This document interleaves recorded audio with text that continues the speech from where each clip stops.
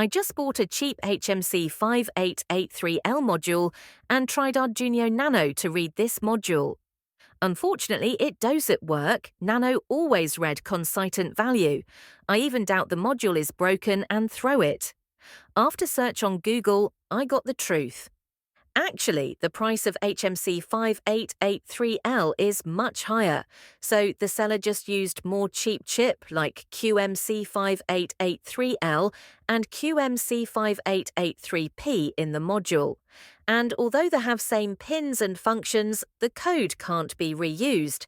So first we need to know what's the chip used in the module. You can download source code from GitHub and open i2cscan.ion on Arduino Studio. Then connect pins between Arduino Nano and hmc5883l module like this. VCC connect to 3.3, VGND connect to GND SCL connect to A5, SDA connect to A4.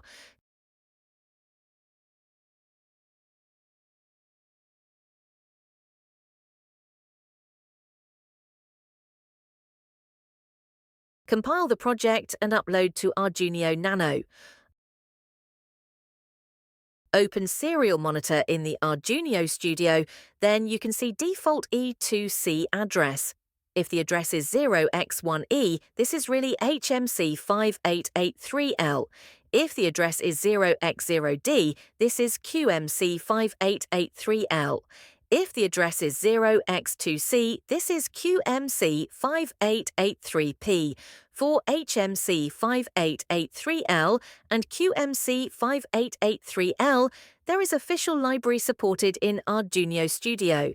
For QMC5883P, you can try my source code test.eno.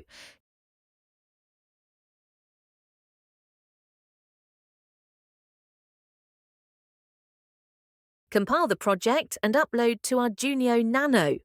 Open Serial Monitor in the Arduino Studio, then you can see Earth's magnetic field angle.